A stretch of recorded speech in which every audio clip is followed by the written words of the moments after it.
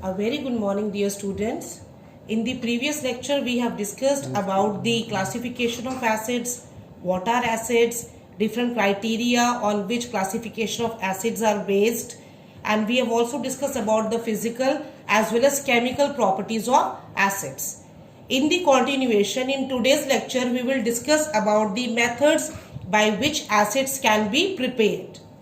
Again, let me remind you, here I am discussing about the preparation of inorganic acids. Such acids which are obtained from minerals, they are known as inorganic acids. So the method that I am going to discuss today, that is about the preparation of inorganic acids. What are the different methods by which inorganic acids can be prepared? So the first one is dissolution method, or we can also say when non-metallic oxide reacts with water, it will give acid. Now the question is, what are non-metallic oxides? Oxides of non-metals are also known as non-metallic oxides. So when non-metallic oxides reacts with water, they will form acid. And because of this reason, non-metallic oxides are also known as acidic oxide. This is the term which is given to the non-metallic oxides. So first method for the preparation of acid, obviously it's inorganic acid, that is dissolution method, or when non-metallic oxide reacts with water. For example, SO2, that is sulfur dioxide. Sulfur dioxide is a non-metallic oxide because sulfur is a non-metal. So oxide of sulfur, sulfur dioxide is non-metallic oxide. When it reacts with water, it will give H2SO3, that is sulfurous acid. In the same manner, if we will take another oxide of sulfur, that is SO3, sulfur trioxide. So when sulfur trioxide reacts with water, it will give H2SO4, that is sulfuric acid. In the same manner, if I will take carbon dioxide is again a non-metallic oxide. It reacts with water to give carbonic acid, H2CO3. P2O5 is phosphorus pentoxide. Phosphorus is also a non-metal, and this is the non-metallic oxide. Reacts with water to give phosphoric acid, H3PO4. So first method is when non-metallic oxide reacts with water, it will give acid. Second one is direct combination method. In direct combination method, when hydrogen reacts with highly reactive halogen such as chlorine, it will give hydrochloric acid. In the same manner, when it reacts with iodine, it will give hydroiodic acid. And when it reacts with bromine, it will give hydrobromic acid. So this is the method by which halogen acids can be prepared. That is direct combination method. Like H2 plus Cl2 will give HCl. And why this method is known as direct combination method or synthesis method? Because in this case, one element reacts with another to give a new substance. A new substance is being formed, that is hydrochloric acid in this case.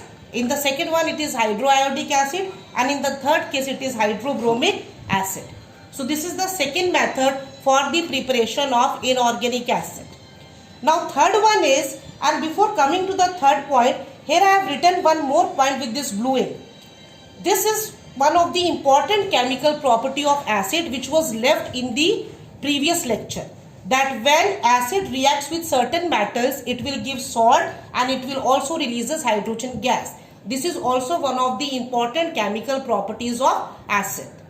There are not many examples for this. The common one is when we pour HCl over zinc granules, then it will give zinc chloride as a salt and hydrogen gas also releases. And this reaction is also used in the laboratory preparation of hydrogen. So this is one of the important chemical properties of acid. Now coming to the third point or third method by which acids can be prepared, that is by using one salt and one acid, we can obtain another new salt and acid, which is also known as double displacement reaction. This double displacement reaction we have also done in the chemical properties of acid. So this method is not only for the preparation of acid, it will also comes under the chemical properties of acid. That by using one salt and one acid, when these two substances react with each other, it will give another new salt and another new acid. So this is also one of the method by which acids can be prepared. For example, first one I have taken sodium chloride salt with sulfuric acid. So it will give NaHSO4, that is sodium bisulfate plus hydrochloric acid. In the same manner, if we will take potassium nitrate plus sulfuric acid, it will give potassium bisulfate plus nitric acid. Now coming to the fourth point, that is by the action of concentrated nitric acid on certain non-metals. For example, sulfur powder and phosphorus powder.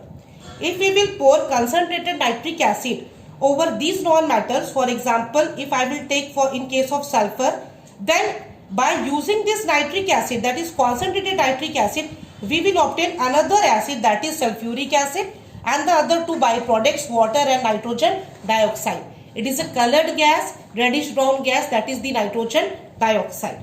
In the same manner, we can also use this concentrated nitric acid with phosphorus powder. When it reacts with phosphorus powder, it will give another new acid, that is phosphoric acid, H3PO4, and the two byproducts, water and nitrogen dioxide. So this is the fourth method by which we can prepare acids. Fifth one is almost similar as we have done in case of third. The only difference is there. Here I have written action of dilute acid. Action of dilute acid on salt such as metallic carbonate, metallic sulfide or metallic sulfite.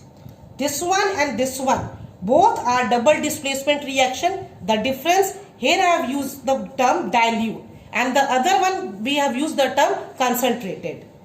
Now in this case, for example, when sodium carbonate reacts with hydrochloric acid, it will give sodium chloride and carbonic acid.